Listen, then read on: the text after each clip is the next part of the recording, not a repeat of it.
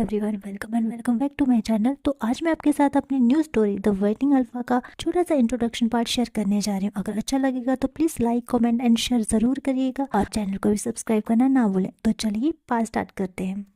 इस कहानी में दो वर्ल्ड हैं, कल्टीवेशन वर्ल्ड और ह्यूमन वर्ल्ड। ह्यूमन वर्ल्ड में नॉर्मल हमारे जैसे ह्यूमंस रहते हैं, पर कल्टीवेशन वर्ल्ड थोड़ा अलग है। कल्टीवेशन वर्ल्ड में 5 मेजर क्लैन हैं, बाकी छोटे छोटे क्लैन्स हैं काफ़ी सारे, जो इन 5 क्लैन में से किसी न किसी क्लैन से जुड़ने का कोई मौका नहीं छोड़ते हैं।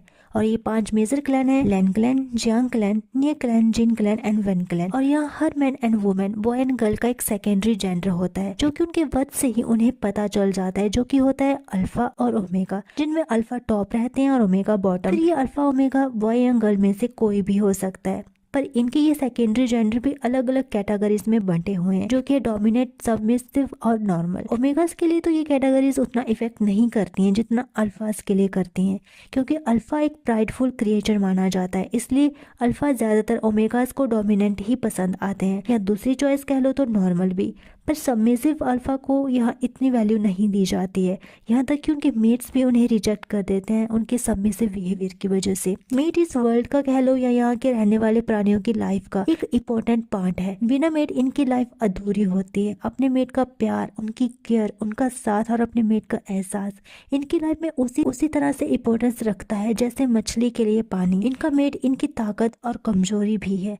अगर उनका मेट उन्हें ठुकरा दे, रिजेक्ट कर दे, जो कि ज्यादातर सबमिसिव अल्फा के केस में होता भी है, इसलिए उनके दिल में अपने मेट की चाहत के साथ साथ डर भी रहता है कि क्या उन्हें उनका मेट अपनाएगा, क्योंकि सबमिसिव अल्फा को तो ज़्यादातर उनके पेरेंट्स भी नहीं अपनाते थे। तो क्या उनका मेट, उनकी हाफ सोल, उन्हें प्यार करेगी? यही तड़प और डर उनके दिल में रहता है। कई सारे सबमिसिव अल्फा को तो डोमिनेंट अल्फा अपना सेक्स स्लेव भी बना लेते हैं अगर उन्हें उनका मेट रिजेक्ट कर दे। कई अल्फा मना करते हैं, पर फैमिली के प्रेशर और अपनी रट के पेन की वजह से, जो कि 16 के होते ही उन्हें आना स्टार्ट हो जाती है, इन सब के कारण वो दूसरे डोमिनेंट अल्फा के सेकंड मेट कम सेक्स स्लेव के लिए ना चाहते हुए मान जाते हैं।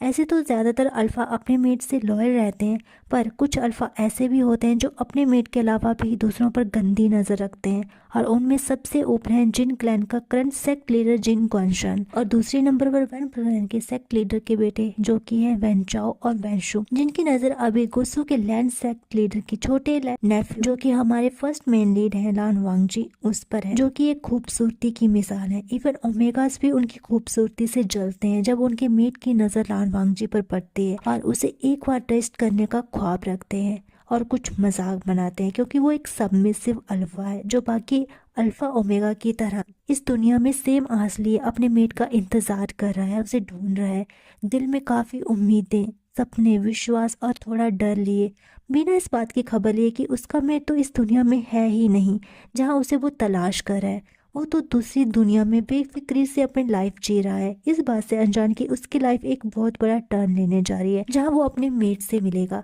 पर क्या हमारा सेकंड मेन लीड विशन उर्फ विंग, जो कि एक प्ले बॉय के नाम से जाना जाता है क्योंकि वो हर लड़की के साथ फ्लर्ट करता फिरता है, क्या अपने मेट के विश्वास को तोड़ेगा या उसे वैसे ही प्यार करेगा जैसे उसके मेट ने उससे उम्मीदें लगा रखी हैं? तो ये तो जानेंगे हम कहानी में।